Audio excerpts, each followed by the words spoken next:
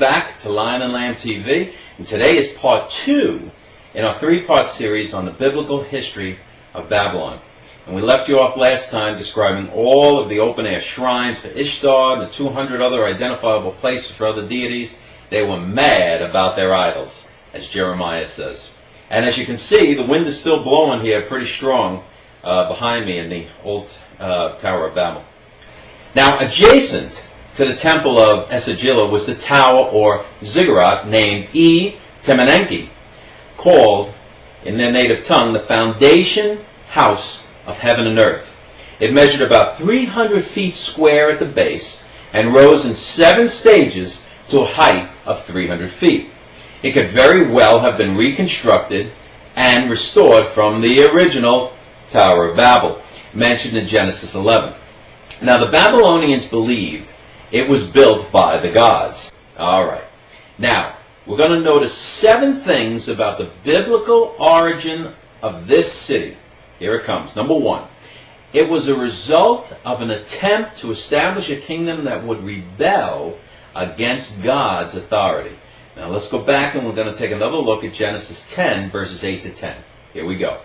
And Cush begot Nimrod, and he began to be a mighty one in the earth. He was a mighty hunter before the Lord. Wherefore it is said, even as Nimrod, the mighty hunter before the Lord. And the beginning of his kingdom was Babel, and Erech, and Akkad, and Calneh in the land of Shinar. Now, A, the person behind this effort, the Bible calls Nimrod.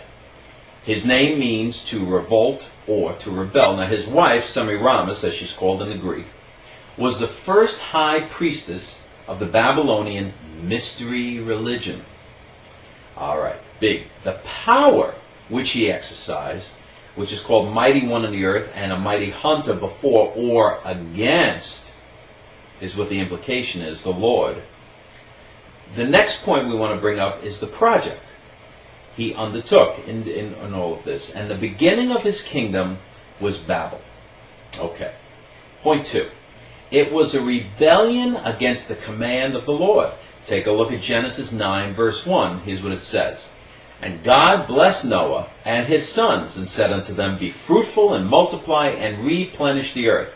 Again, in Genesis 11:4, here's what they did. And they said, Go to, let us build us a city and a tower, whose top may reach unto heaven, and let us make us a name, lest we be scattered abroad upon the face of the whole earth.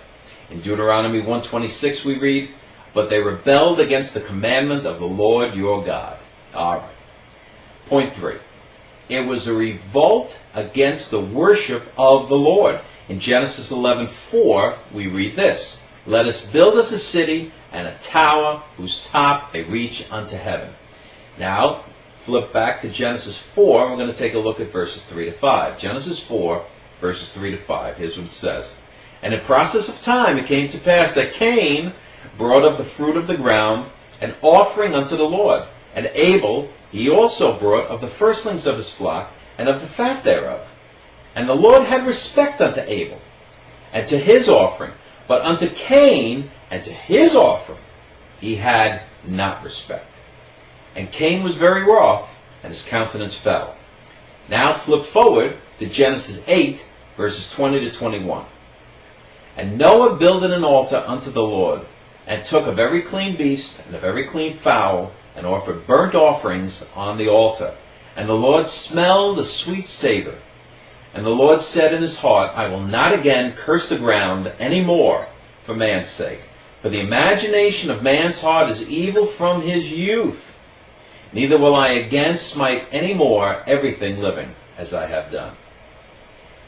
The Lord wants altars of sacrifice, not towers of human achievement.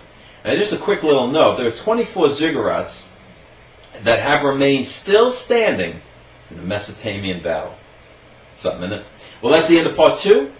Part 3 of our 3-part series on the biblical history of Babylon. We'll be at you tomorrow. And as always, walk with the King today. Be a blessing. We'll see you in part 3.